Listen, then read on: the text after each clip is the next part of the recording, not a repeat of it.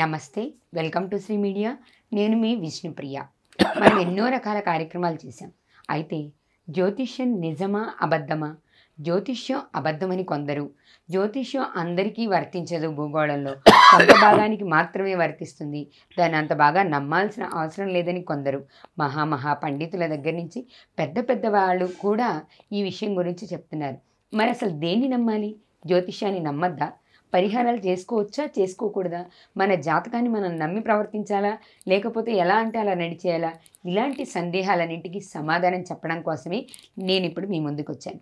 మనతో పాటు ఉన్నారు ప్రముఖ జ్యోతిష్య పండితులు, గాయత్రి జ్యోతిష్యాలయ వ్యవస్థాపకులు గురువుగారితో మాట్లాడి మనం అన్ని విషయాలు కూడా తెలుసుకుందాం. నమస్తే గురువుగారు. గురువుగారు, జ్యోతిష్య శాస్త్రం ఉంది. అసలు జ్యోతిష్య శాస్త్రాన్ని ఎంతవరకు నమ్మాలి? గురుర్బ్రహ్మ గురుర్విష్ణు గురుదేవో మహేశ్వర గురు సాక్షాత్ పరబ్రహ్మ తస్మై శ్రీ గురవే నమః. బుద్ధిర్బలం యశోధైర్యం నిర్భయత్వమరోగతాం అజాడ్యం వాక్పటుత్వం చ హనుమాన్ స్మరణాన్ భవేత్తు. ఆదిత్యోర్కో రవిర్భానుర్భాస్కరశ్చ దివాకరః మార్తాండః సవితా హేళిః తీక్ష్ణాం శృన్మిహిరో రవిః. ఇప్పుడు అడిగిన ప్రశ్న చాలా విశేషమైంది, అందరూ తెలుసుకోవాల్సింది, పూర్తిగా వివరణగా అర్థం కావాల్సింది. అసలు జ్యోతిష్యం అంటే ఏమిటి? జ్యోతిష్యము అనగా జ్యోతి అనగా వెలుగు. ఈ వెలుగు ఏమిటి అంటే చీకట్లో ఏ వస్తువైనా మనకు కనపడుతుందా? కనిపించదు. ఏది కనపడదు. ఎట్లా కనపడుతుంది? ఒక అగ్గిపుల్ల గీచి వెలుగు చూస్తే వెలుగులో జ్యోతిలో ప్రతి వస్తువు కనపడుతుంది, ఏదో ఒక వెలుగులో కనిపిస్తుంది. అట్లా చూడగలిగిందే జ్యోతిష్యం. అట్లా చూడగలగాలి అంటే ఒక దైవశక్తి, దైవ బలం కావాలి. వేదాంతము అన్నారు. వేదము అంతము చివరిదాకా ఉంది వేదం. ఈ వేదాంతం కంటే ముందు పుట్టింది ఏదీ లేదు. ఈ వేదాంతానికి ఆదిశంకర్ల వారు 4 పీఠాలు స్థాపించారు. తర్వాత ఈ వేదానికి ఋక్ యజుర్ సామ అథర్వణ 4 వేదాలు ఉన్నాయి. ఈ 4 వేదాల్లో ఒక భాగమే జ్యోతిష్యం. ఈ జ్యోతిష్యం అనేది చెప్పేవాళ్ళు కానీ వినేవాళ్ళు కానీ ముఖ్యంగా కావాలి. అయితే చెప్పేవాళ్ళు చెప్పగలిగి ఉండాలి, వినేవాళ్ళు కూడా తెలుసుకోవాలి. ఈ జ్యోతిష్యం మాత్రం నిజము అనేది ఖాయం. జ్యోతిష్యం వల్ల ఫలితం వస్తుంది అనేది ఖాయం. అయితే ఈ జ్యోతిష్యం అనేదానికి మొట్టమొదటి ఆధారంగా చెబుతూ ఉన్నాను. కృతయుగంలో నరసింహస్వామి, త్రేతాయుగంలో రాముడు, ద్వాపర యుగంలో కృష్ణుడు, కలియుగంలో కలి. అయితే ద్వాపర యుగంలో ఉన్నటువంటి రాముడు ఎట్లాంటి వాడంటే సర్వమంగళగుణ సంపూర్ణుడగు నిన్ను నరులు దేవునిగా ఆగనరయుగాక రమనామము భవత్సోమ భంజన దివ్య తారక నామమైదనరుగాక 10 కొంపలును లేని పల్లెనైనను రామ భజన మందిరములవరలుగాక కవులెల్ల నీ దివ్య కథలెన్నో రీతులకు నియాడి ముక్తిగై కొందరుగాక ఎట్టి వ్రాతయు శ్రీరామ చుట్టబడక వ్రాయబడకుండుగావుత రామవాక్యమనిన తిరుగనిదని అర్థమగునుగాక రమ్య గుణరామ రఘురామ రామ రామ. ఈ రామ అనేటువంటి పేరు ఎందుకు వచ్చింది? ఇది ముందు కావాలి. రాని అక్షరం నారాయణ అనే అక్షరాల్లో 2వ అక్షరం రా, నమశివాయ అనే అక్షరాల్లో మా. అంటే అటు విష్ణువు ఇటు ఈశ్వరుడు ఇద్దరిని కలిపి రామ అయినాడు. ఈ రాముడికి ఇంత కీర్తి ఎందుకు వచ్చింది కావాలి? నమశివాయ అనే 5 అక్షరాల్లో 2వ అక్షరం మా, నారాయణ అనే అక్షరాల్లో 2వ అక్షరం రా, రామ. ఈ 2 అక్షరాలు రామ అయినాయి. ఈ రాముడు ఎట్లా పుట్టాడు? పునర్వసు నక్షత్రం 4వ పాదం కర్కాటక రాశిలో పుట్టాడు. ఈ కర్కాటక రాశికి అధిపతి ఎవరు? చంద్రుడు. అటువంటి చంద్రుడు రామచంద్రుడు అన్నారు. ఒట్టి రాముడే కాదు, రామచంద్రుడు. ఈ చంద్రుడు ఎట్లాంటి వాడు? సూర్యుడు ప్రకాశిస్తాడు. చంద్రుడు ఎండాకాలం వస్తే ఎంత ఎండ ఉన్నా, లోపల ఏసీ పెట్టు కూర్చున్నా, ఎంత చెమట పోసినా, ఎంత మంటలు పుట్టినా చివరికి వచ్చి బయట కూర్చుంటే రాత్రిపూట చల్లదనాన్ని ఇచ్చేటువంటి వాడు చంద్రుడు. అటువంటి చంద్రుడికి సంబంధించిన కర్కాటక రాశిలో పుట్టినవాడు రామచంద్రమూర్తి. ఆయనకు అటువంటి శక్తి వచ్చింది. రాముడు కర్కాటక రాశికి పంచమంలో చంద్రుడు ఉన్నాడు, గురువు ఉన్నాడు. ఈ గురువు అన్ని గ్రహాలు కూడా ఉచ్చలో ఉండగా రామచంద్రమూర్తి పుట్టాడు. రాముడు దేవుడు అవునా కాదా అనే సంగతి తర్వాత పక్కన పెడితే, లక్ష్మణుడికి అన్న అయినాడు. అన్న ఎట్లా అయినాడు? అమ్మ నాన్న ఇద్దరున్నారు కదా. అమ్మ నాన్న 4 అక్షరాలు. మొదటి అక్షరం అమ్మలో, 2వ అక్షరం నాన్నలో, 2వ అక్షరం నా. అమ్మ నాన్న, అమ్మ నాన్న 4 అక్షరాల్లో మొదటి అక్షరం చివరి అక్షరం తీయండి. అన్న. అన్న. లక్ష్మణుడికి అన్న అయినాడు, సహోదరుడు. మరి ఏమంటారు? రామానుజుడు అంటారు. రాముడికి అనుజుడు, తమ్ముడు. మరి అన్నగారి వల్ల అటువంటి అనుజుడు పుట్టాడు. ఇదంతా గ్రహస్థానాలను బట్టి పుట్టాడని ఖాయం కాదా? ఇది నిజమే. అయితే గ్రహస్థితి సక్రమంగా లేదు అంటే చాలామంది రాముడు దేవుడా, జ్యోతిష్యం నిజమా? జ్యోతిష్యము నిజమే, రాముడు దేవుడే. ఎట్లా రాముడు దేవుడు, ఎట్లా జ్యోతిష్యం నిజమనే దానికి ఆలోచిద్దాం. దేవుడు అనే దానికి మతాలు ఉన్నాయి. ప్రతి మతవాడు నా మతం గొప్ప, నీ మతం తక్కువ అంటున్నారు. ప్రతి మతం ఉంది కదా, ప్రతి మతానికి దేవుడు ఉన్నాడు కదా. ప్రతి దేవుడిని ఎట్లా చూస్తున్నారు? సూర్యుడిని బట్టి చూస్తున్నారా, చంద్రుని బట్టి చూస్తున్నారా, లేకపోతే మీ దేవుడికి వేరే ఉన్నాడా ఎవరన్నా? రంజాన్ వచ్చింది, చంద్రుడిని బట్టే రంజాన్. చంద్రుడిని బట్టే రంజాన్ వచ్చిందిగా, సూర్య చంద్రుని బట్టే పండగ. అందువల్ల హిందూ మతం అనాది మతం, మొట్టమొదటి మతం.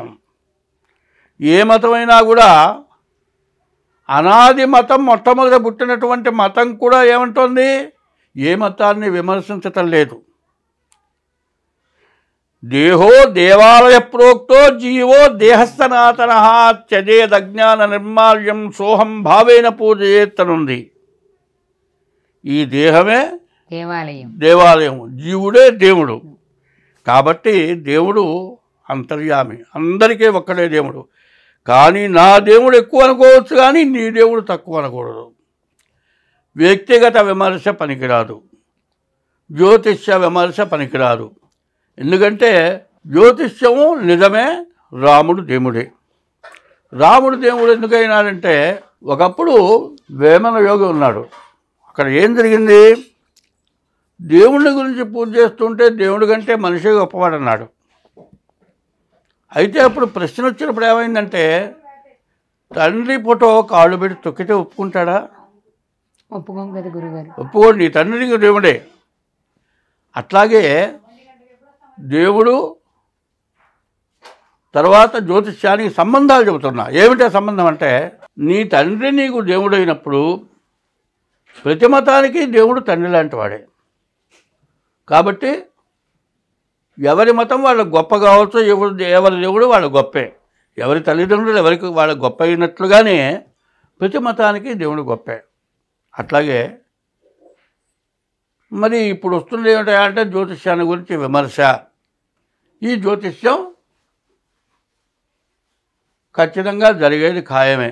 అయితే ఎట్లా జరుగుతుంది?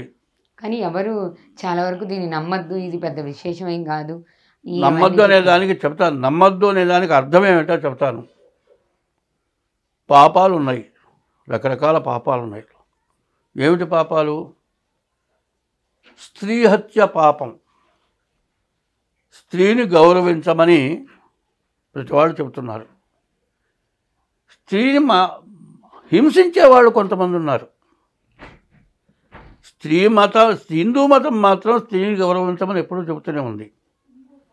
భూమి ఒక విత్తనం వేస్తే, ఏ విత్తనం వేస్తే ఆ మొక్క మొలిచినట్లుగానే స్త్రీ వల్ల ఉద్భవించేటువంటి సంతానం ఆమె మనస్సు శుద్ధిగా ఉంటే, వీళ్ళు శుద్ధమైన వాళ్ళై ఉంటే మంచి సంతానం కలుగుతుంది.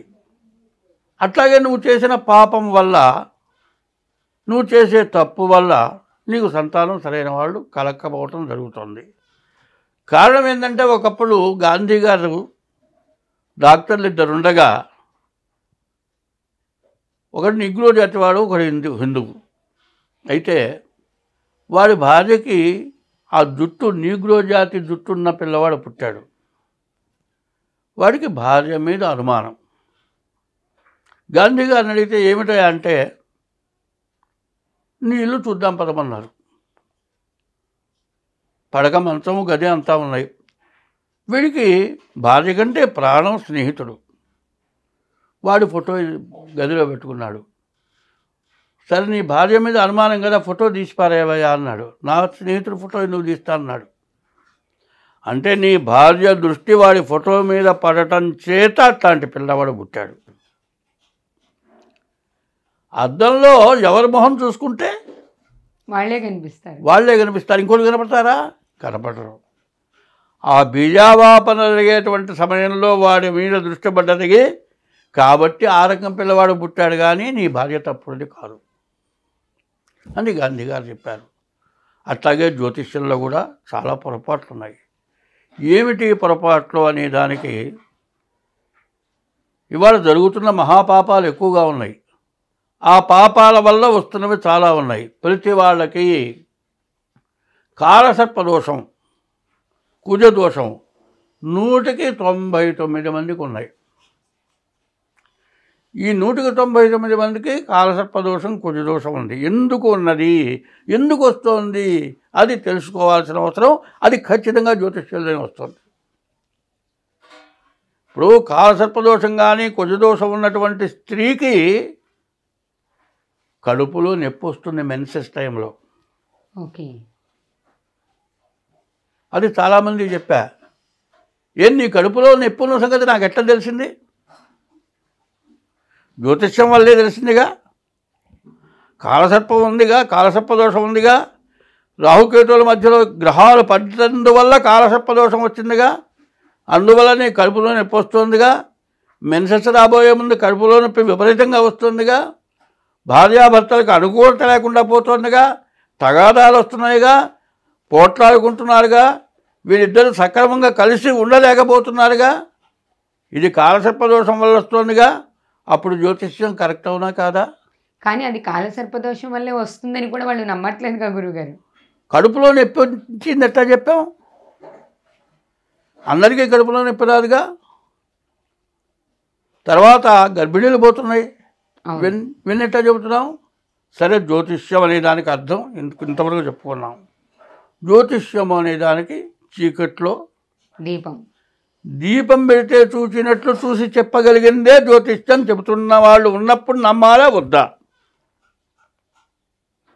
నీకున్న వ్యాధిని చెప్పటం అంటూ జరిగినప్పుడు, నీకున్న వ్యాధి ఏదో నేను చూడలేదుగా, డాక్టర్ని కాదుగా, స్టెతస్కోప్ పెట్టుకొని నేను చూసి చెప్పలేదుగా, చూడకుండా నేను చెప్పాగా, నీకున్న బలాల వ్యాధి ఉందని చెబుతున్నాగా. అప్పుడు జ్యోతిష్యం వల్ల చెప్పినట్లా, ఎట్లా చెప్పినట్లు? అప్పుడు నమ్మాలా అక్కర్లేదా? నమ్మాలి. సైనస్ అని వస్తుంది, జలుబు. ఆ సైనస్ సడన్గా జలుబు వస్తుంది, ఒకటే ముక్కు బెగేస్తుంది, అవును, మొత్తం పక్కంతా పెయిన్ వస్తుంది. నీకు ఈ జబ్బు ఉన్నదే నేను చెబుతున్నా, అది ఉన్న వాళ్ళకే చెబుతున్నాగా. ఇవన్నీ జ్యోతిష్యాన్ని చూసి, అంటే వాళ్ళ జాతకాన్ని చూసి చెప్పగలుగుతున్నారు. చెప్తున్నాను. వీటిని ఆధారంగా చేసుకుని మనం జ్యోతిష్యం ఉందని ఖచ్చితంగా చెబుతున్నాం. డాక్టర్ ఎట్లా చెబుతున్నాడో నేను కూడా అట్లాగే చెబుతున్నా. కాకపోతే వాళ్ళు టెస్ట్ చేసి చెప్తున్నారు, మీరు వాళ్ళ జాతకాన్ని చూసి చెప్తున్నారు. జాతకం ద్వారా చెబుతున్నాం. ఇది జ్యోతిష్యం కాదు, దీన్ని ఏమంటారంటే గ్రహ వైద్యం. గ్రహ వైద్యం. ఇది చీకట్లో అమావాస్య చీకట్లో అగ్గిపుల్ల గీచి వెలిగిస్తే చూసి చెప్పేది జ్యోతిష్యం. అయితే జ్యోతిష్యం చెప్పడానికి కొన్ని ఆధారాలు కావాలి. ఏమిటి ఆధారం? అన్నం వండాలండి, అది ఆడవాళ్ళకే సహజం, వాళ్ళు వండగలుగుతారు. కాదండి ఆమె గిన్నె పెట్టింది, బియ్యం పోసింది, నీళ్లు పోసింది, నేను కూడా వండుతా, చూసా, చేస్తా అని మొదలు పెడతా. మొదలు పెడితే ఆ గిన్నెలో ఎన్ని బియ్యం పోయాలి? ఒక 2 సేర్లు పట్టే గిన్నె ఉందనుకోండి, సేరు 30 బియ్యం పోసి దాంట్లో నీళ్ళు పోస్తే అన్నం ఉడుకుతుందా? బియ్యం తక్కువ, నీళ్లు తగినన్ని పోయాలి. ఆ నీళ్లు తగినన్ని పోస్తేనేమో అన్నం సక్రమంగా ఉడుకుతుంది. బియ్యం తక్కువ, నీళ్ళు ఎక్కువ పోస్తే అన్నం మెత్తగా అయిపోతుంది. బియ్యం ఎక్కువ, నీళ్ళు తక్కువ పోస్తే ఉడకదు. మరి ఎవరికి చేత అయింది? ఆడమనిషి ఉండితే అన్నం తిన్నా నేను ఉండితే ఆడమనిషి తినగలిగిందా? అది కొన్నాళ్ళు ప్రాక్టీస్ చేస్తే కానీ కుదరదు. అట్లాగే జ్యోతిష్యానికి కూడా కొన్ని అవసరాలు ఉన్నాయి, కొన్ని నేర్చుకోవాల్సినవి ఉన్నాయి. ఏమిటి? నేను చెప్పానే, రామ అనేటువంటి అక్షరాలు, ఈ 2 అక్షరాలు ఒకప్పుడు ఇంగ్లీష్ వాళ్ళు మన రాజ్యాన్ని కొన్ని సంవత్సరాలు రాజ్యాన్ని పరిపాలించారు. రాజ్యాన్ని పరిపాలించినప్పుడు వాళ్ళు తెల్ల దొరలు అన్నారు. న్యాయంగా మనం వాళ్ళని దూరంగా చూస్తున్నాం లెక్క ప్రకారం. వాళ్ళు మనల్ని దూరంగా చూశారు. వాళ్ళ సీట్లో కూర్చుంటే వాళ్ళ కాళ్ళ ముందు కూర్చున్నాం మనం. రైల్లో వాళ్ళ కాళ్ళ ముందు కూర్చుంటే కూడా తన్యారి కింద పడేటట్లుగా అట్లాంటి పరిపాలన చేశారు. వాళ్ళతో నాకు యుద్ధం చేశామా? యుద్ధం చేసామని స్వతంత్రం తెచ్చారా? లేదు. ఎట్లా వచ్చింది? అంటే మనం సత్యాగ్రహాలు చేసి, సత్యాగ్రహాలతో కూడా రాలే, పోరాటాలతో కూడా రాలే, ఒక రామ మంత్రంతో వచ్చింది. ఈ రామ మంత్రం మహాత్మా గాంధీ గారి దగ్గర నుంచి ప్రారంభం చేశాడు. ఆయన ఒక కీర్తన, రఘుపతి రాఘవ రాజారాం పతీత పావన సీతారాం సుందర విగ్రహ మేఘశ్యాం గంగా తులసి సాలగ్రాం. ఈ పాట వింటున్నాం కదా.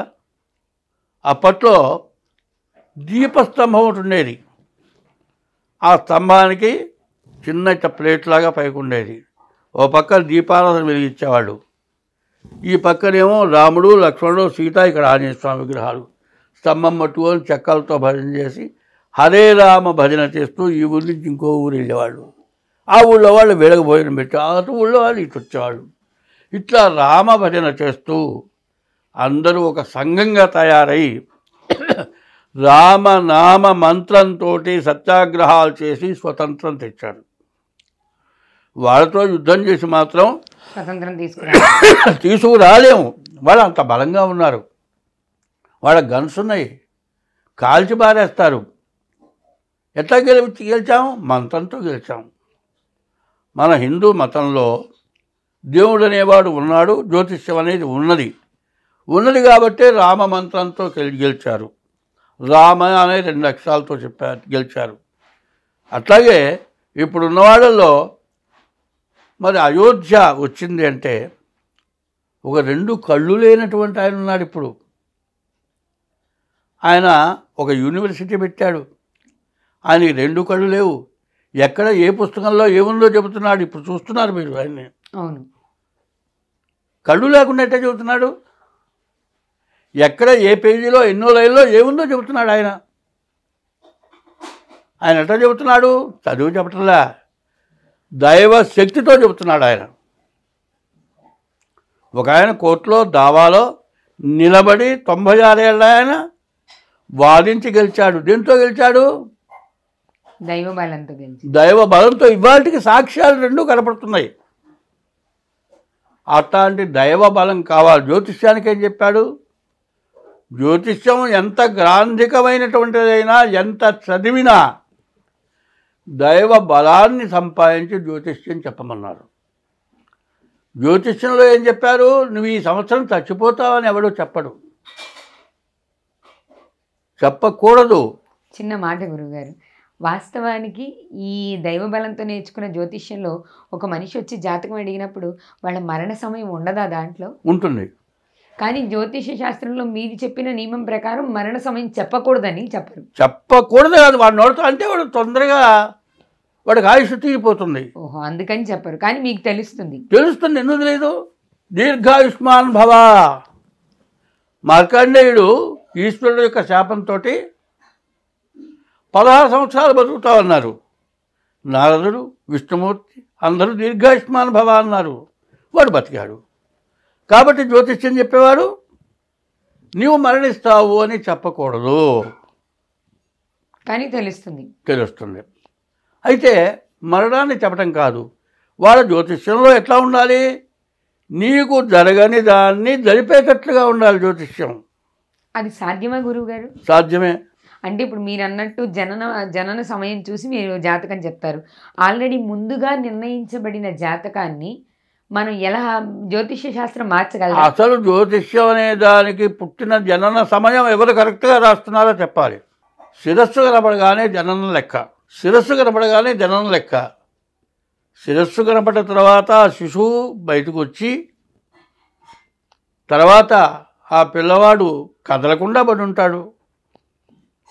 వాడి మొహాన్ని నీళ్లు కొట్టి ఇంకా గిచ్చి అటు కొట్టి ఇటు కొట్టి తల కిందలుగా పట్టుకొని ఊపి కాళ్ళు చేత పట్టుకొని తలకాయ కిందకి పట్టుకొని ఊపుతున్న వాళ్ళు ఉన్నారు. 2-3 దెబ్బలు కూడా అంటాడు. అప్పటిదాకా వీడు బతుకున్నాడని మంత్రసాని కావచ్చు, డాక్టర్ కావచ్చు, తెలియదు. అది ఎంత టైం పడుతుంది? 10 నిమిషాలు పట్టచ్చు, 15 నిమిషాలు కాబట్టి పట్టచ్చు, అర్ధగంట పట్టచ్చు. మరి నక్షత్ర పాదం మారచ్చు, లగ్నం టైం మారచ్చు. కరెక్ట్గా టైం ఎక్కడ చెబుతున్నారు? జ్యోతిష్యం చెప్పేవాళ్ళు కరెక్ట్గానే చెబుతున్నారు. కానీ పుట్టిన టైము జననం కరెక్ట్గా రావట్లేదే. కరెక్ట్గా వచ్చింది కరెక్ట్గానే ఉంటుంది. అయితే చెప్పేవాళ్ళు సరిగ్గా చెప్పట్లేదు, జ్యోతిష్యం అబద్ధం. కానీ మీరన్నట్టు చెప్పేవాళ్ళు అందరూ నిజంగానే దైవబలంతో చెప్తున్నారు గురువుగారు. దాన్ని అడ్డు పెట్టుకొని మోసం. దైవబలంతో చెప్పగలవాడు తక్కువ ఉన్నాడు. దైవబలంతో చెప్పేటువంటి వాడు ఎప్పుడు అట్లాంటి పనులు చేయరు. ఎందుకంటే వాసుదేవ శ్లోక వార్తలాలింపుతూ కాలమే పుంజుండు గడుపుతుండు. అతని ఆయువు దక్క అన్యుల ఆయువు ఉదయాస్తమయమున నుగ్రకరుడు. వంచుకొని పోవు వాడది ఎరుగక జీవితం బెక్కేండ్లు సిద్ధమనుచు. అంగరాపుత్ర గేహారామ విత్తాది సంసార హేతుక సంగ సుఖము కాలము తరి ఎరింగి తను ఎక్కువ రోజులు బతుకుతాను. ఇది భాగవతంలో పోతన గారు రాసిన పద్యం. నేను ఎక్కువ రోజులు బతుకుతాను, ఎక్కువ సంపాదించాలి, నేను పుట్టేప్పుడు దరిద్రుని, నాకేమీ లేదు, నే బాగా సంపాదించుకోవాలి, నే పడ్డ కష్టం నా పిల్లలు పడకూడదు అని సంపాదన బయలుదేరిన తర్వాత ఎన్నో దురాఘాతాలు చేసి సంపాదిస్తున్నారు, సంపాదించి కూడబెడుతున్నారు. ఈ డబ్బులు ఎట్లా పెరుగుతున్నాయో దాంతోపాటు పాపం పెరుగుతోంది కొండలాగా. ధర్మంగా సంపాదిస్తే తినటానికి తిండి లేదు. ఇవాళ నేనున్న ఇల్లు ఏంటి? అదే అధర్మంగా అన్యాయంగా అన్యాక్రాంతంగా సంపాదిస్తే నావే 3 కోట్లు పోయినాయి ఇప్పటికీ. ఎందుకు? అధర్మంగా సంపాదించి అది పెరుగుతుంటే ఏమవుతుంది? వీడి ఆయుష్ తగ్గుతూ వస్తుంది. అదే ధర్మంగా సంపాదిస్తూ ఉంటే వీడి ఆయుష్ పెరుగుతూ ఉంటుంది. అంటే ఇతని ఆయుష్ రేఖలో ఆయుష్ ఉన్న పాపాలు పెరిగినప్పుడు ఆయుష్ తగ్గిపోతుంది. అదే మనం చెబుతుంది. పోతన గారి భాగవతంలో చెప్పిన మాట అదే. ఇతనికి ఒక 60 ఏళ్ళ ఆయుష్ ఉన్నా ఇతని పాపాల సంఖ్య పెరిగినప్పుడు 60 ఏళ్ళు 40 ఏళ్ళకి పడిపోతుంది. వాడు ఆయుష్ డబ్బులు పాపం ఎప్పుడైతే పెరుగుతుందో ఆయుష్ తగ్గుతుంది. అదే ధర్మమైన పద్ధతిలో ఉంటే వీడి ఆయుష్ అట్టాగే పెరుగుతూ ఉంటుంది. పూర్ణాయుర్దాయం, అర్ధాయుర్దాయం, అల్పాయుర్దాయం.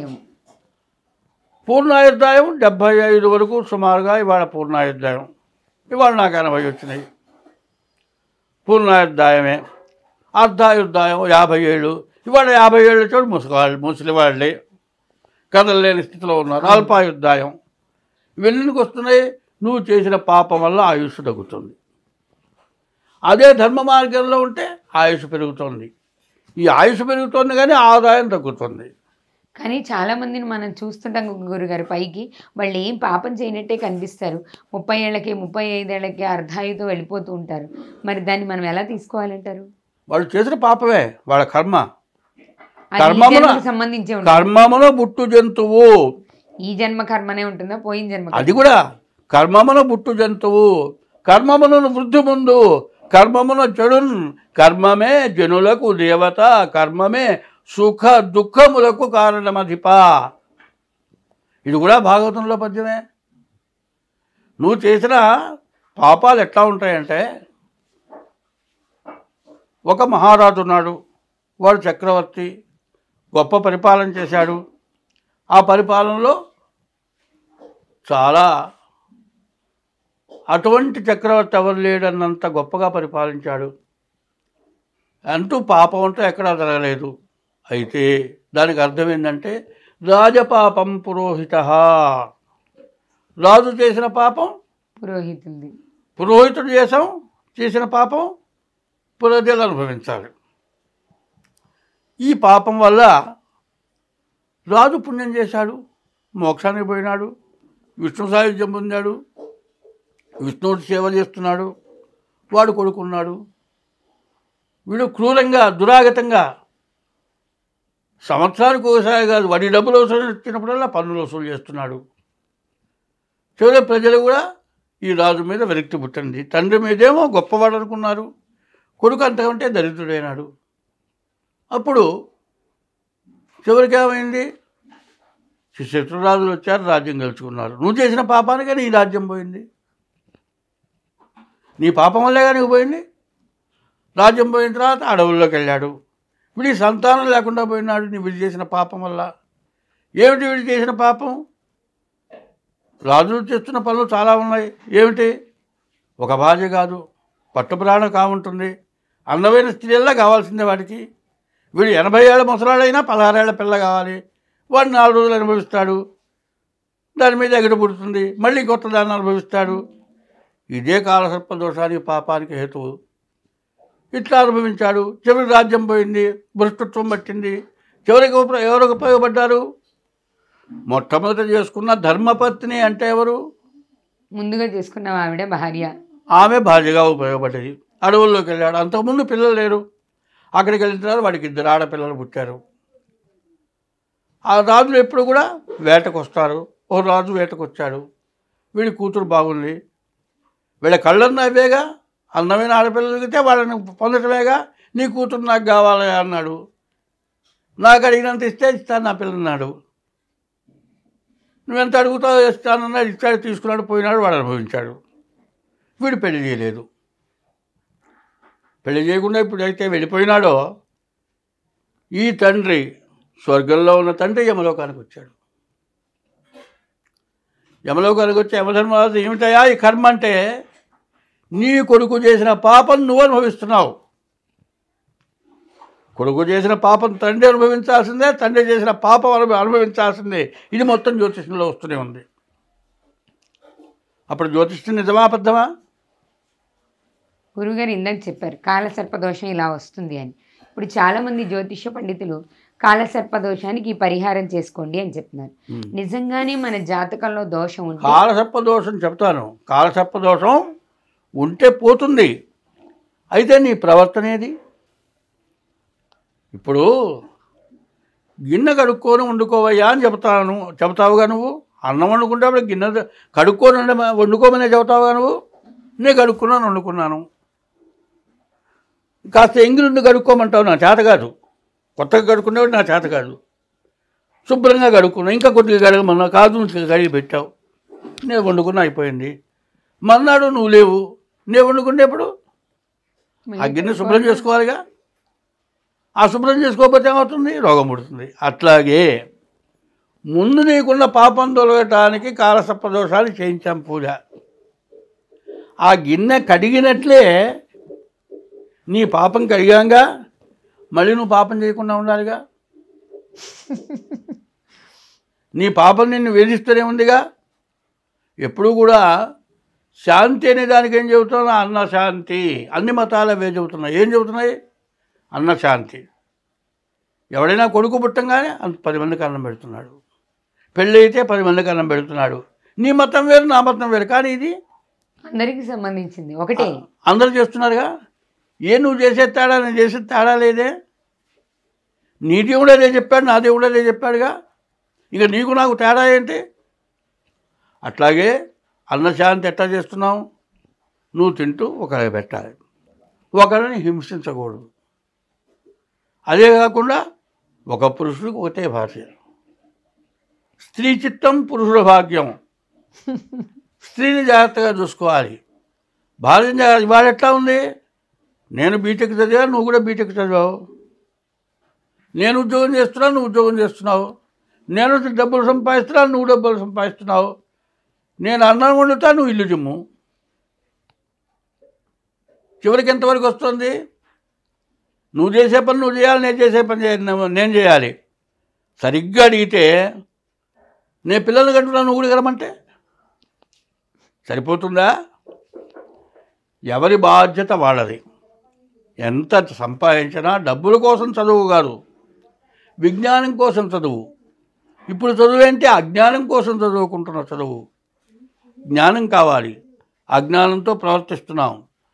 ఏమిటి ఆ అజ్ఞానం అంటే, తల్లిదండ్రి మీద దయలేని పుత్రుండు పుట్టనేమి వాడు గిట్టనేమి, పుట్టలోని చెదలు పుట్టవా గిట్టవా విశ్వదాభిరామ వినురవేమ. చెదలు అప్పుడప్పుడు పుడితే అప్పుడప్పుడు పోతాయి.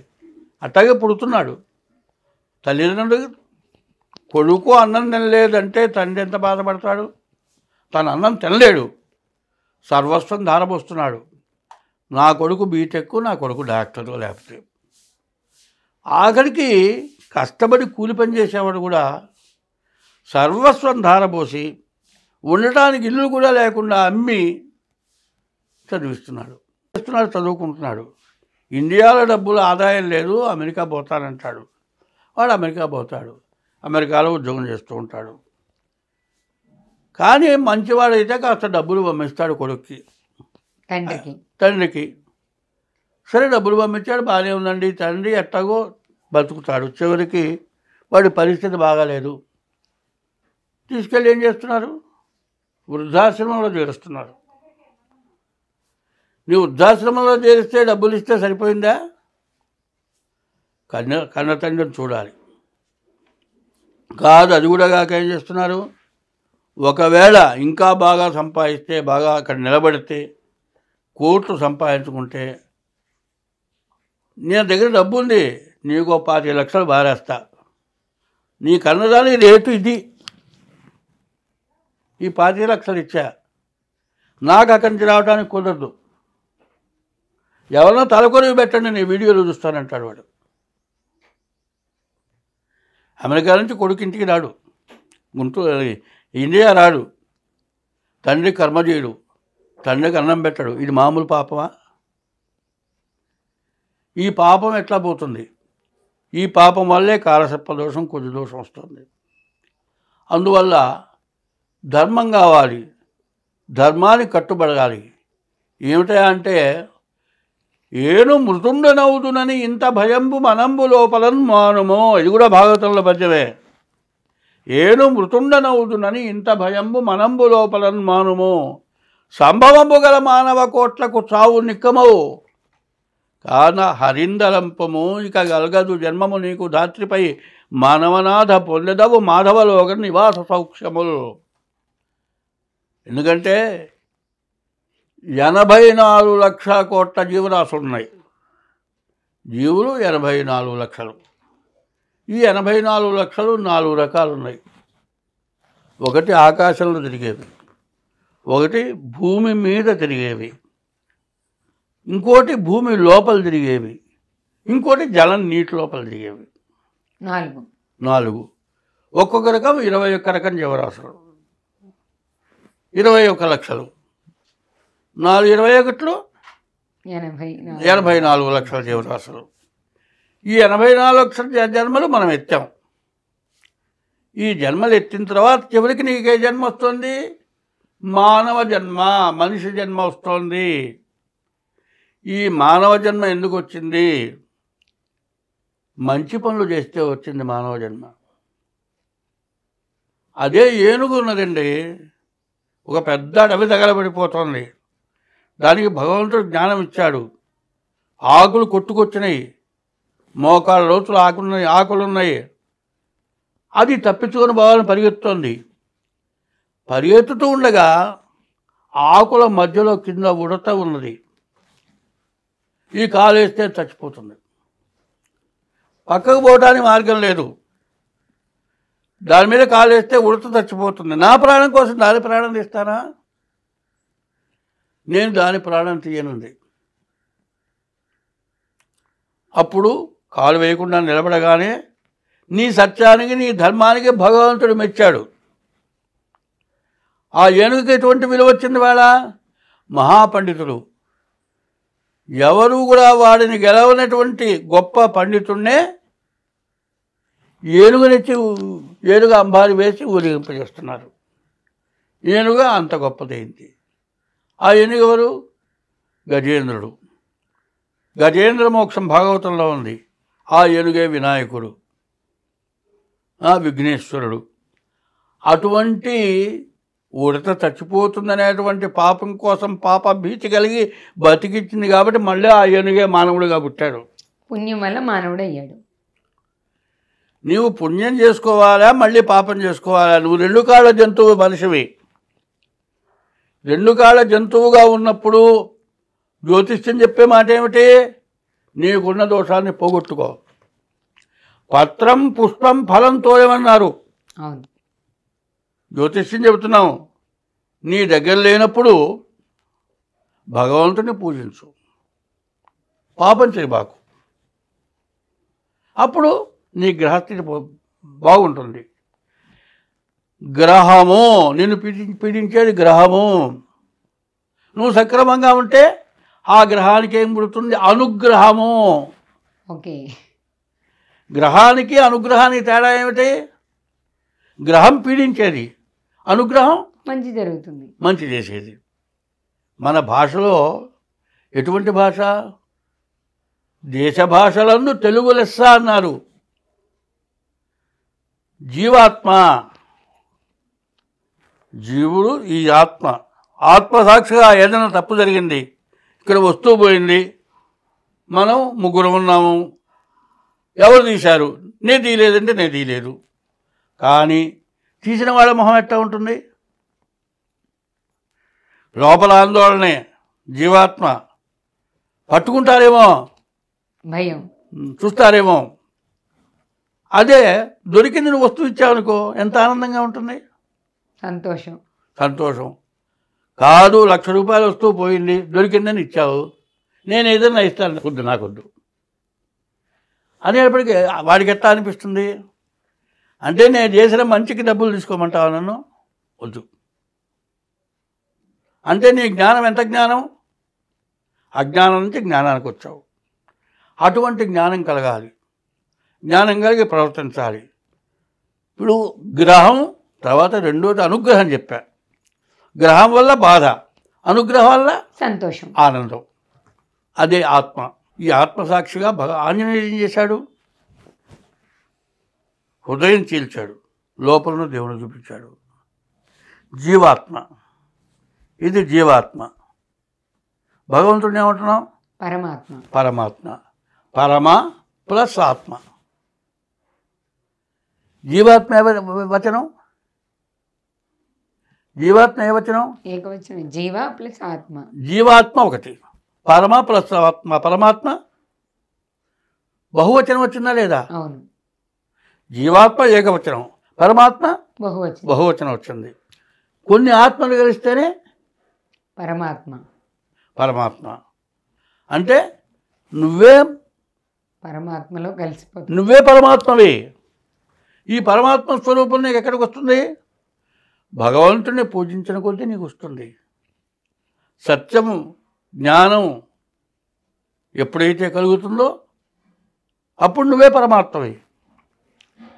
ఇప్పుడు ఎట్లా జరుగుతుంది? అన్నదానం చేస్తున్నాం.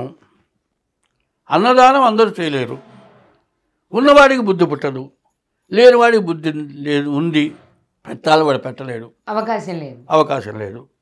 మన ఇంట్లో అన్నం వండుకున్నామండి, మాకిద్దరికే వండుకున్నాం, తినే టైపుకి ఇంకా ఇద్దరు వచ్చారనుకో, ఇదే నలుగురం పంచుకొని తినేటట్లయితే 1000 మందికి అన్నం పెట్టిన ఫలితం వస్తుంది. నీకు ఆ మనస్తృప్తి ఉందా, నీకు ఆ మానవత్వం ఉందా? అది లేకపోతే నువ్వు అని వేలు చూపిస్తే నిన్ను ఎన్ని వేలు చూపిస్తున్నాయి? మళ్ళీ తిరిగి 4 వేలు 3 వేలు చూపిస్తున్నాయి. కాబట్టి నువ్వని చూపించడం మానుకో. భగవంతుణ్ణి ఎప్పుడు స్మరించడం మానవ ధర్మం. కమనీయ విద్యదా కామధేనువు భంగి కామితార్థంబుల కలుగజేయు సజ్జన విద్వాంస సంఘంబు లోపల మానుగాదను పుణ్యమాన్యుజేయు ఎన్ని దేశంబులకేగిన సాయమై తల్లి సందమ్మును తన్నుల బ్రోచు పన్నుగాదను పుణ్య పాపంబు నెరిగించు సాధించు ఇహ పర సాధనంబు. అగ్ని కాలదు, రాజుల కలవి కాదు, నీళ్ల నానదు, చోరుల పాలు కాదు, సోదరుల చేతనెప్పుడు పంచుకున్న రాదు, చెలగు విద్యాధనమునకు చేటు లేదు. అట్లాంటి విద్య కావాలి. ఎట్లాంటి విద్య కావాలి నీకు? ఏ దొంగలు డబ్బులు సంపాదించుకునే విద్య కావాలా, జ్ఞానం కలిగిన విద్య కావాలా? జ్ఞానం కలిగిన విద్య. జ్ఞానం కలిగిన విద్య కావాలంటే భగవత్ సాక్షాత్కారం కావాలి. దేవుడు కనపడ్డాడు, నా ఒంటి మీదకి వచ్చాడు, నా ఒంటి మీదకి ఇంతవరకు రాలే దేవుడు. నేను కళ్ళతో మాత్రం దేవుడిని చూడలే అంటే నాకేం తెలియదు. దేవుడు వచ్చాడు చెబుతున్నాడు, నీకు అదే అంటే పట్టిందంటే కాళ్ళు పట్టుకుంటున్నారు. ఏం కావాలి నీకు? ఓ మేకని తీసుకొచ్చా బలి. నాకు మేక ఇష్టం, నాకు దేవుడు వచ్చాడు. నీకేం చెబుతున్నాను? నీకు దోషం పోవాలి, మేకను పోయి. ఇక్కడ దేవుడు చెప్తున్నాడా మనిషి చెప్తున్నాడా గురుగారు? అది అర్థం చేసుకోవాలి. నాకు మేక ఇష్టం కదా అంటే మీరే మనిషే చెప్తున్నాడు. అప్పుడు అదే అర్థం చేసుకోవాలి. నాకు తెలియదు మరి. ఇప్పుడు మేకని తెచ్చేయమని అడిగే దేవుడు మేక పెడితే తింటున్నాడా? భగవంతుడికి పండుగ వచ్చే నేడను నెపంబున బూరెలు గారెలు ఆవడలు దండిగా వండి మెక్కులురు దండుగ కాకది పండుగవునే. బ్రహ్మాండ నిధానని పదములర్చన సల్పెటినాడే కాదకో పండుగ 1000 పండుగలు పల్మరుగు ఉర్పు మచ్చని జనార్దన. పండుగ వచ్చింది, గారెలు చేసుకున్నావు, బూరెలు చేసుకున్నావు, ఆవడాలు చేసుకున్నావు, పరవదనం చేసుకున్నావు, చక్కెర పొంగలు చేసుకున్నావు, ఇన్ని పండ్లు తెచ్చుకున్నావు. నువ్వు తిన్నావు, పండితరపోయినావు కదలలేక. ఇంకా మిగిలేమంటే రాత్రి తిన్నావు, ఇంకా మిగిలిన బారేసావు, అది తీసుకెళ్ళి దెబ్బలో కొట్టావు. దేవుడు తిన్నాడా? తినలేదు. ఎవరికైనా పెట్టావా? పెట్టలేదు. తీసుకెళ్ళి మురుగుంట్లో బారేసావు. ఆ మురుగుంట్లో ఈ మురుగుంట్లో పడేస్తున్నావు. కాబట్టి ఎప్పుడు కూడా మానవుడికి ఏం కావాలి? జ్ఞానం కావాలి. నువ్వు చేసేది తప్పు, నువ్వు చేసేది రైటో, ఇది ధర్మమో, ఇది అధర్మమో ఎప్పుడు తెలుస్తుంది? వయస్సు పెరిగిన కొద్దీ తెలుస్తుంది. వయస్సు పెరిగిన కొద్దీ ఆ విచక్షణ జ్ఞానం కావాలి. ఇప్పుడు విచక్షణ జ్ఞానం ఉన్నా కూడా తప్పులు చేస్తున్నారుగా గురువుగారు. వాళ్ళకి మరి జ్యోతిష శాస్త్రం కానీ దైవం కానీ శిక్ష విధించదంటారా? ఖచ్చితంగా విధించబడుతుంది.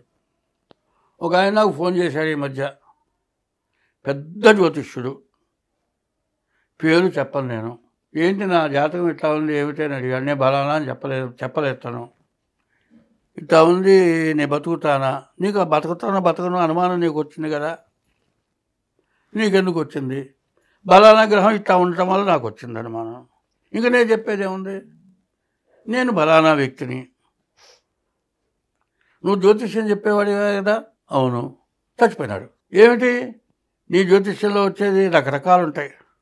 కుంకం ఇస్తావు, దీపాల నూనె ఇస్తావు, అన్నీ నీ దగ్గర తీసుకోవాలి. ఒత్తి కూడా నువ్వే ఇస్తావు. ఇవన్నీ ఏమిటి? ఎప్పుడు కూడా ఒకటే చెబుతున్నాను, గుర్తుపెట్టుకోవాలి. జ్యోతిష్యం అనే దానికి ఇంతవరకు చెప్పుకున్నాం. కానీ గురుగారు ఇప్పుడు ఒక సందేహం. చాలామంది జ్యోతిష పండితులు మొన్న జరిగిన విషయాలు మనం జరిగిపోయినదని సాక్ష్యంగా మాట్లాడుకుంటే ఎన్నికల గురించి రకరకాల జ్యోతిష్యులు రకరకాలుగా చెప్పారు. మరి అవి నిజం కాలేదు కదా! మరి అలాంటప్పుడు జ్యోతిష్యాన్ని ఎలా నమ్ముతాను చెప్పండి? అసలు ఫలానా వాడు గెలుస్తాడు అని చెప్పేవాడంత అవ్యక్తుడు ఇంకోటి లేడంట నేను. అంటే అది జ్యోతిష్యం కాదంటారా? అసలు చెప్పను నేను. ఎందుకు చెప్పను? ఇవాళ ఎలక్షన్లు గెలిచేవాడు ఎవరైనా సరే ప్రజాసేవ కోసం గెలుస్తున్నారా అది ముందు ప్రశ్న వేసుకోండి. ప్రజాసేవకి సంబంధించి వస్తున్నారా, ధర్మరక్షణ కోసం వస్తున్నారా? కానీ ఇవన్నీ పక్కకు పెట్టి వాళ్ళ జాతకం చూసి చెప్తున్నారుగా వీళ్ళు. చెప్తున్నారు, చెప్పేదానికి కూడా పద్ధతి కావాలి నేను అనేది. ఇప్పుడు మీ లెక్కలో ఓటు వేసేవాడు ఎందుకు ఇస్తున్నాడు? ఓటు వేయించుకునేవాడు ఎందుకు వేయించుకుంటున్నాడు? ఎందుకంటే ఎట్లాంటి వాడంటే వాడున్నట్ట, వాడు పెద్ద దుర్మార్గుడు, వాడు అందరినీ పిక్కు తినేవాడు, ఎదురొస్తే డబ్బులు ఇవ్వమంటాడు, వాడికి ఎదురకుండా పక్కకు పోతారు.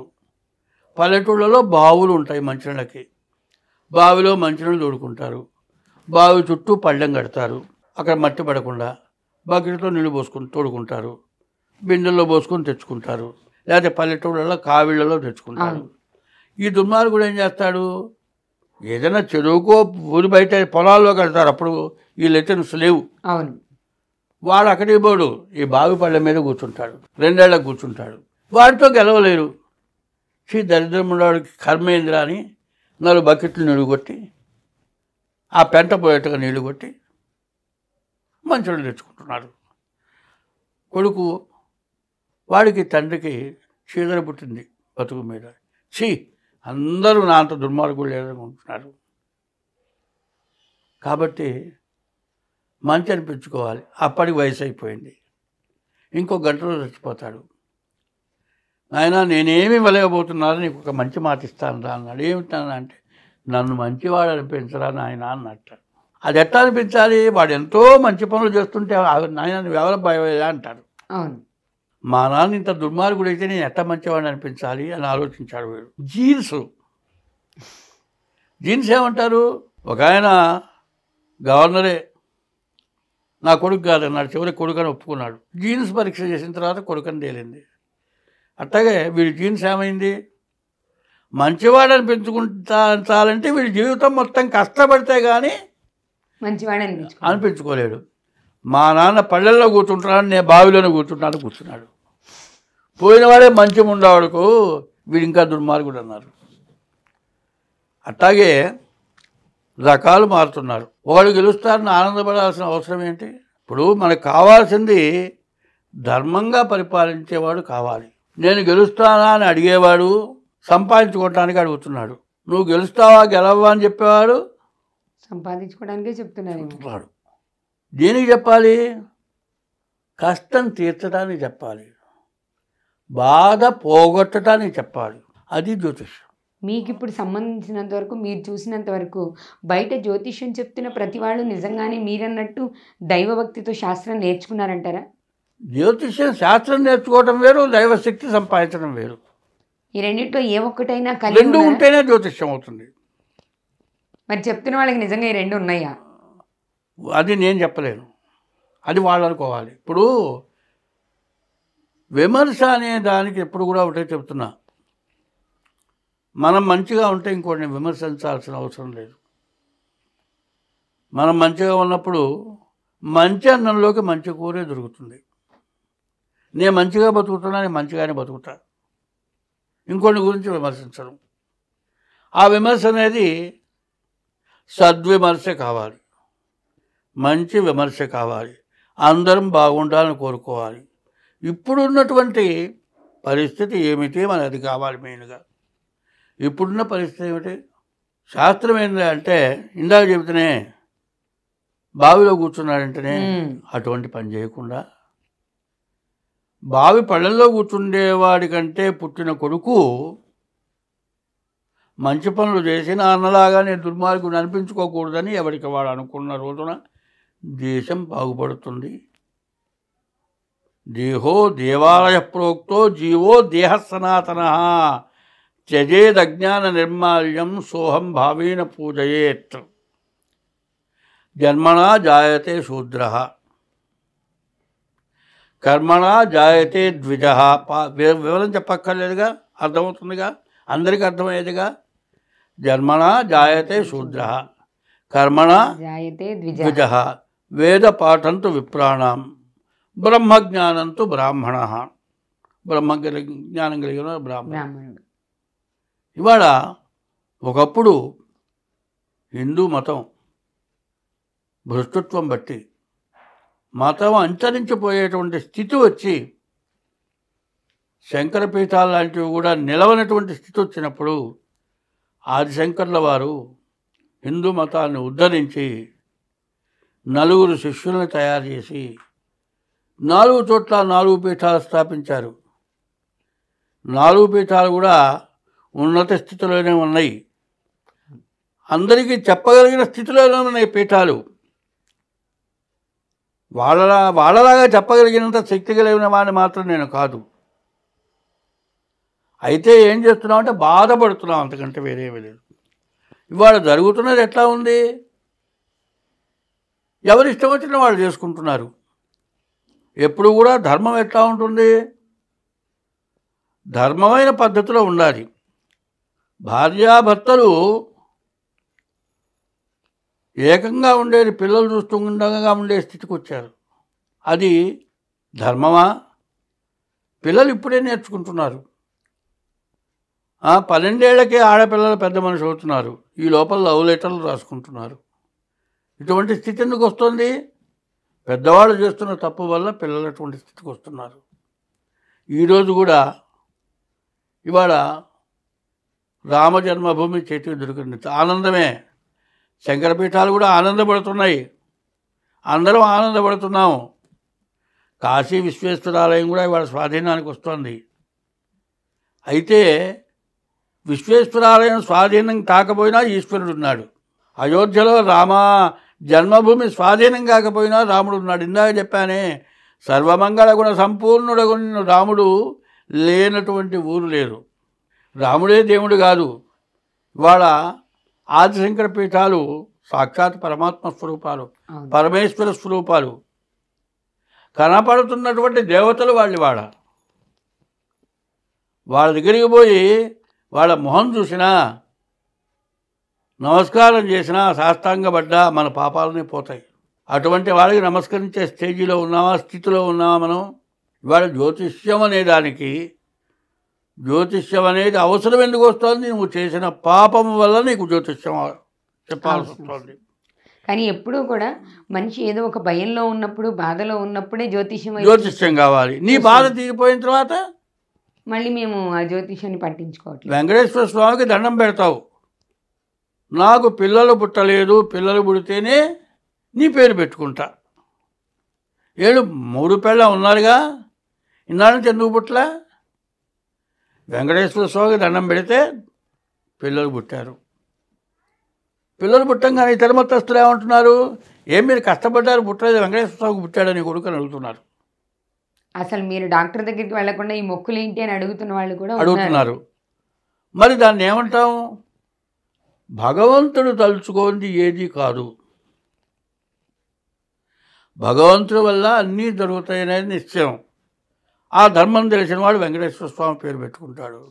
అర్థం లేనివాడు మనిషిని విమర్శిస్తాడు, వెంకటేశ్వర స్వామిని విమర్శిస్తాడు, జ్యోతిష్యం చెప్పేవాడిని విమర్శిస్తాడు, శంకర పీఠాన్ని విమర్శిస్తాడు. కానీ గురువుగారు, విమర్శించే వాళ్ళు ఉన్నారు సమాజంలో, కాదనట్లేదు. కానీ ఇదే ధర్మశాస్త్రంలో, ఇదే హిందూ సాంప్రదాయంలో లోపాలు లేవంటారా? పిల్లి ఎదురొస్తే వెళ్ళకూడదు అనే సిద్ధాంతాలు, మరి వీటిని మనం ఎలా తీసుకోవాలి? ఇలాంటి చిన్న చిన్న సిద్ధాంతాల వల్ల మనిషి వెనకడుగు వేయట్లేదా?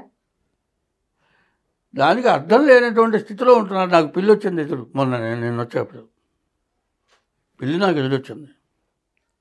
పిల్లి ఎదురొచ్చినా వచ్చేసాను. అసలు మరి ఆ సిద్ధాంతం ఎందుకు ఏం చేయలే? ఎందుకు వచ్చిందని సిద్ధాంతం? నీకున్న రోగం అనుమానం. నీ అనుమానమే నీకు పెనుభూతం. ఇప్పుడు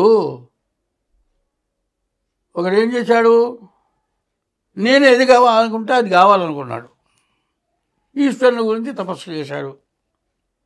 ఈశ్వరుడు తపస్సును మెచ్చాడు. నీకేం కావాలి? నేను ఏదనుకుంటే అది కావాలనుకున్నాడు. ఇచ్చాపో అన్నాడు. అడవిలో తపస్సు చేశాడు. ఇంకెందుకు తపస్సు అయిపోయింది కదా, ఇక్కడ మంచి భవనం ఉంటే బాగుండు అనుకున్నాడు. మంచి భవనం తయారైంది. ఇంత భవనం ఉంది కదా, మంచి శేషతత్వం లాంటి పాన్పు కావాలనుకున్నాడు. పాన్పు వచ్చేసింది. పడుకున్నాడు. ఇంత పాన్పు ఉంది కదా, మంచి అందమైన స్త్రీగా ఉంటే బాగుండు అనుకున్నాడు. అందమైన స్త్రీ వస్తుంది. నిజంగా అందమైన స్త్రీనా, ఇది రాక్షస అనుకున్నాడు. అమ్మో రాక్షస అయిపోయింది. ఇది నన్ను మిగులుతుందేమో అనుకున్నాడు. మింగింది. అంటే నీ దౌర్బల్యమే నిన్ను నాశనం చేస్తుంది. దైవే బలే దుర్బలే. దైవ బలం ఉంటే ఎట్లా ఉంటుంది? ఎండిపోయిన ఊరాకుంది, సుడిగాలి వచ్చింది, ఎగురుతుంది, పైకి పోతుంది. ఆ పైకి పోయిన సుడిగాలి గాలి పోగానే ఇన్నాకులు చుట్టూ నుంచి ఎగిరిపోయినాయి కదా, ఒక ఆకేమైనా కింద పడదా? పొడైపోయింది, దుమ్మైపోయింది. నీ గతి కూడా అది. ఇప్పటికైనా ధర్మో రక్షతే రక్షత. ధర్మాన్ని నువ్వు రక్షిస్తే నిన్ను ధర్మం రక్షిస్తుంది. కానీ తర్వాత ఎందుకు చెబుతున్నానంటే అది వివరం తెలుసుకోవాలి. తెలుసుకొని జ్ఞానం కలిగి బతకాలి. అది కూడా మించి కష్టం వచ్చింది. ఎందుకు వచ్చిందంటే నీ తల్లిదండ్రులు చేసిన పాపం. ఇందాక కొడుకు చేసిన పాపం తండ్రి వచ్చింది. తండ్రి ఒక సర్పాన్ని చంపితే సర్పదోషం వంశపారంపర్యంగా వస్తుంది. ఈ సర్పదోషమే కాదు, ఆడవాళ్ళు ఈ మెన్సెస్ అయినప్పుడు బ్రాహ్మణ ఇళ్లల్లో వాళ్ళని సపరేట్గా ఒక గదిలో కూర్చోబెడుతున్నారు. నీళ్లు కావాలంటే చెంబులో పోస్తున్నారు. ఇప్పుడు ఏమైంది? మోటార్లు వచ్చినాయి, ఓవరైట్ ట్యాంక్ వచ్చింది, పంపుతో నీళ్లు తిప్పితే వస్తున్నాయి. ఆ పంపు తాకిన పంపు నేను తాకను, వీళ్ళు చాదస్తం ఉండేవాళ్ళకి అంటారు. అంటే అది మైల కాదు, వాళ్ళు మడి. వాళ్ళని జాగ్రత్తగా చూసుకోవాలి. వాళ్ళు అప్పటిలో ఏం చేసేవాళ్ళు? ఈ ఆడవాళ్లే పోయి గుడ్డలో చెరువుకో నదికో పోయి గుడ్డలు ఉతుక్కుండేవాడు. ఆ గుడ్డలు ఉతికితే ఏమవుతుంది? ఆ చెరువు ఒడ్డున ఒక బండ ఉంటుంది. ఈ బండ మీద మెన్సెస్ అయిన గుడ్డ ఉతుకుతున్నారు. ఆ నీళ్ళు ఏమవుతున్నాయి? బండ కిందకి పోతున్నాయి. నీకు చిన్న దెబ్బ తగిలింది, వేలికి రక్తం వచ్చింది, వెంటనే నోట్లో పెట్టుకుంటున్నావు. ఆ రక్తం ఎట్లా ఉంటుంది రుచి? ఎప్పుడైనా చూసావా? ఒక రకమైన ఉప్పగా ఉంటుంది. అది రుచిగానే కనపడుతుంది. అట్లాగే ఈ మెన్సెస్ బ్యాడ్ బ్లడ్ వల్ల వచ్చినటువంటి నీటిని ఆ కప్ప తాగుతుంది. ఆ కప్పలు కృషించి చచ్చిపోతుంది. దానివల్ల సర్పదోషం, మండూక దోషం. ఇది సర్పదోషం. పావును చంపితే సర్పదోషం, పుట్టల మీద గుడ్డలు వేస్తే సర్పదోషం. మొన్ననే మా అమ్మాయి ఒక అమ్మాయి ఉంది, పేర్లు చెబితే అది బాగుండదు, పద్ధతి కాదు. ఒక ఇల్లు కట్టాలి, స్థలం ఉంది, అక్కడ ఒక పుట్ట ఉంది. ఆ పుట్ట తవ్వాలి, తవ్వటానికి భయం. మిగిలిన మేము చూసుకుంటానే పొమ్మన్నారు. యాసిడ్ తెచ్చారు, ఆ పుట్టలో పోశారు. గంప గుడ్లు బురుగు రంగు వచ్చి పడిపోయినాయి. అది కాక ఒక సిద్ధాంతం దగ్గరికి వెళ్ళారు. ఆయన ప్లాన్ వేశాడు. నైరుతి మూల వీధి పోటీ ఉంది, అక్కడ పిల్లర్ వేశాడు. ఇదంతా ఇల్లు కట్టారు. ఆమెకు ఫిట్స్ రావటం, హార్ట్ పెయిన్. ఆమెకు ఇప్పుడు వయసు 50 సంవత్సరాల వయసు. దేశమంతా తిరిగింది, ఎక్కడా అర్థం కాలేదు. నాతో మాట్లాడటలేదు, నాకు దగ్గర బంధుత్వమే. చివరికి నా దగ్గరికి వచ్చి ఏమిటి అంది. వద్దులేమ్మ, నేను తెలిసిన మీ అన్నయ్య వాళ్ళంతా ఉన్నారు, చెప్పు. కాదు, నువ్వే చెప్పు, ఆ ప్లాన్ ఎట్లా ఉంది చూసేది. సర్పదోషం కనపడుతోంది కదా అన్నాను. జరిగింది. ఏం చేశారు? మొత్తం పిల్లర్స్ ఊడదీసి చివరికి ఆ స్థలం అమ్ముకున్నారు. దానికి నాగదోషాన్ని పూజ చేయించుకోమంటే చండీ హోమం చేశారు, ఏదో హోమాలు చేశారు. చెప్పింది మాత్రం చేయరా. ఈరోజు కూడా హార్ట్ పెయిన్ తగ్గింది, కానీ ఫిట్స్ వస్తున్నాయి ఇప్పటికీ. కానీ గురుగారు ఇక్కడ సందేహం, ఇప్పుడు వాళ్ళు చేసింది పాపమే. ఇప్పుడు ఈ నాగదోషానికి పరిహారం చేయించుకుంటే ఆ పాపం పోతుందా? ఖచ్చితంగా పోతుంది. పోవటం కాదు, ప్రవర్తన మళ్ళీ మారాలి. ఇందాక మీరు గిన్నె విధానం చెప్పినట్టు కడుక్కోమని మీరు చెప్పారు, మళ్ళీ దాంట్లో వేసుకోమని కాదు కదా, శుభ్రంగానే పెట్టుకోవాలి. ఒకసారి కడుక్కోవడానికి మార్గం మీరు చూపించారు కాబట్టి. ఇక్కడ ఇంకొక సందేహం గురుగారు, ఆఖరిసారిగా అడుగుతాను. ఈ భగవంతుడు చాలా చోట్ల, చాలా పుస్తకాల్లో, చాలా గ్రంథాల్లో ప్రతి మనిషిలోనూ నేనున్నాను అని చెప్తున్నప్పుడు మనం మనిషిని వదిలేసి ఈ విగ్రహాలను ఆరాధన చెయ్యడం మీద వ్యామోహంతో ఆకలిగా ఉన్నవాడికి అన్నం పెట్టకుండా గుళ్ళో ఉన్న విగ్రహాలకు అభిషేకాలు, అర్చనలు చేయడం వల్ల నిజంగానే భగవంతుడు దీన్ని స్వీకరిస్తాడా, సంతోషిస్తాడా? అంటే అది ప్రథమం. విగ్రహారాధన అనేది నీ మనస్సు నిలకడ కోసం చేస్తున్నావు. అయితే విగ్రహము నిగ్రహము అన్నారు. నీకు నిగ్రహం కలగాలంటే ఆ విగ్రహాన్ని పూజించాలి. ఆ విగ్రహము నిగ్రహం ఎట్లా ఉంటుందంటే, ధర్మము కత్తి పెట్టి ఒక దెబ్బ కొడితే నరికితే 2 ముక్కలు ఎట్లా ఉన్నాయో అట్లాగే ఉంటుంది. ఇప్పుడు ఆడ మనిషి వివాహం చేసుకుందండి, మంగళసూత్రం వరకే కట్టించుకుంది. అయితే మొగుడింటికి పోలేదు. ఈమె దారి నీ వెళ్ళింది, ఆయన దారిని ఆయన వెళ్ళాడు. ఆమె ఎక్కడికో వెళ్ళింది, ఎవరితోటో సంసారం చేసింది. ఆమెకు ఒక కొడుకు పుట్టాడు, వాడు చచ్చాడు. వాడెవరి కొడుకు? మంగళసూత్రం కట్టిన వాడి కొడుకే ధర్మశాస్త్రం చెప్పింది. ఎలా గురుగారు? అంతే. ధర్మపత్ని వాడికి అధర్మపత్ని. నువ్వు ధర్మానికి కట్టుబడితే వాడికి కర్మ చేయాలి. అదే ఒక వ్యక్తి ఉన్నాడు, భార్య ఉంది, రోజుకు ఒకటి కావాలి, బాధపడలేకపోతున్నాడు. శిష్యుడే ఉన్నాడు, చదువుకుంటున్న శిష్యుడే. గురువుగారి భార్య ఎవరు? తల్లితో సమానం. మరి ఆ ప్రవర్తన మార్పుగా ఉంది. నేను చచ్చిపోతా అన్నాడు, చచ్చిపోతా అన్న పోతుందా పాపం? పోదు. నువ్వు కాదండి వదిలిపెట్టేస్తాను, వదిలిపెడతావు, ఎదుగుండానే ఇంకొన్ని తెచ్చి కాపురం పెడుతుంది. ఇది బలానవాడి పెళ్ళా ఉంటారు. ఏం చేయాలి? ఓర్పు వహించు. చెరుగు ఓర్చుకున్నాడు, చెరుగు మనిషిలో మార్పు వచ్చింది, భార్యను చూడు అని చెప్పాం. నీ ధర్మం ఎటువంటిదైనా నీ ధర్మాన్ని నువ్వు అవలంబించాలి. అది జీవితం మొత్తం ఎవరితోటో కాపురం చేసింది. ఈ మంగళసూత్రం చచ్చిన మొగుడు, కట్టిన మొగుడు చచ్చాడు. ఏం చేస్తుంది ఆ మనిషి? ఏం చేస్తుంది చెప్పండి? వైధవ్యాన్ని అనుభవిస్తుంది కదా, తీస్తుంది కదా. మంగళసూత్రం తీస్తుందా తీయదా? తీస్తుంది. ఎందుకు తీస్తుంది? ధర్మం మీద నీకు పట్టుదల ఉండేగా. ఏమవుతుందో తీయకపోతే? ఒకవేళ తీయలేదనుకో, రాత్రి కనపడతాడు ఖచ్చితంగా మొగుడు. అది కూడా నిజమే, కనపడేది. ఎప్పుడూ కూడా ధర్మో రక్షత రక్షిత, ధర్మాన్ని నువ్వు రక్షిస్తే నిన్ను ధర్మం రక్షిస్తుంది. కాబట్టి జ్యోతిష్యం ఉన్నది, దేవుడు ఉన్నాడు. ఇక్కడ కూర్చున్నాము, చెమట పోస్తోంది, ఫ్యాన్ వేసాము. ఏం ఫ్యాన్ వేయకుండా గాలి తెట్లుతా పట్టుకోరాదు? ఆ గాలే దేవుడు. పృథివీ, వాయువు, ఆకాశము, అగ్ని, జలము, ఈ పంచభూతాలే దైవం. దైవాన్ని ఎవరో పట్టుకోగలడా? దైవాన్ని ఎవడో చూడగలడా?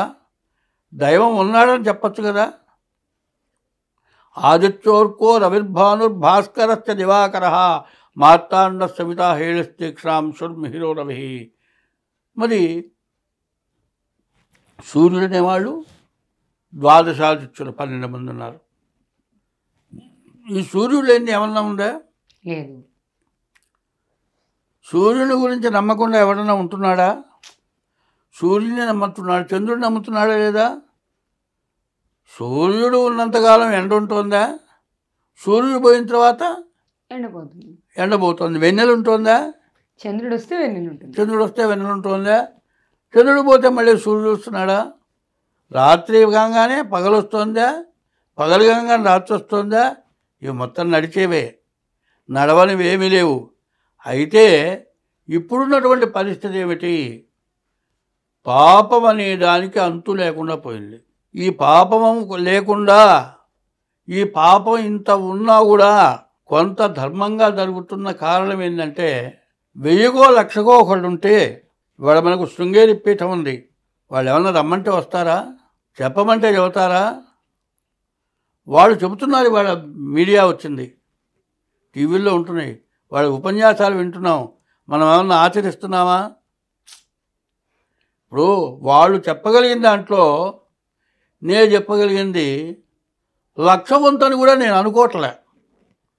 అట్లా ఎవరికి వాళ్ళు అనుకోని ధర్మానికి కట్టుబడితే, ధర్మబద్ధంగా ఉంటే ధర్మబద్ధం ఎట్లా ఉంది? గుడి ఉంది, గుళ్ళో అర్చకుడు ఉన్నాడు, ఎండోమెంట్ ఉంది, లేకపోతే ప్రైవేట్ కమిటీ ఉంది. కానుకలు హుండీలోనే వేయవలెను. కాదండి పళ్ళెంలో వేశారు, లాక్కొని హుండీలో వేసుకుంటున్నావు. వాడేమో పళ్ళెం పట్టాలి, వాడికి ఇచ్చేది 3,000 ఇస్తావు. వాడు 3,000తో బతుకుతాడా? ఎవరైనా రూపాయి ఇస్తే ఇవ్వటానికి ఇష్టపడుతున్నారా? ఇచ్చేదాన్ని ఇష్టపడేవాడు తక్కువ. అహోగాళ్ళు ఇచ్చినా అవి వాళ్ళకి దక్కవు. ఇవాళ శంకర పీఠాలు ఉన్నాయి, వేదం చదువుకున్న వాళ్ళకి నెలకింతని వేద పారాయణ చేయిస్తున్నారు. మరి కంచిపీఠం ఉంది, మరి శంకర్ అని పేరుతో గుంటూరులో కాకాంలో కళ్ళ హాస్పిటల్ పెట్టారు. ఇట్లాంటి వైద్యాలు పెడుతున్నారు. అటువంటి పీఠాల జోలికి ఏమన్నా పోతున్నావా? ఆ పీఠాలకి ఏదైనా డబ్బులు ఇస్తున్నావా? గవర్నమెంట్ ఏం చేస్తుంది? హిందూ దేవాలయాల మీద వచ్చే ఆదాయం తీసుకొని రోడ్లు వేస్తారా? మిగతా మతాలు ఉన్నాయిగా, వాళ్ళకి కూడా తీసుకోలేదే. ధర్మం ఎంతవరకు నిలబడది? ధర్మం తప్పుతోంది. ధర్మం తప్పినంత వరకు జ్యోతిష్యం అవసరం వస్తూనే ఉంది. ధర్మానికి కట్టుబడ్డ తర్వాత ఎవరికి ఎటువంటి ఇబ్బంది లేదు.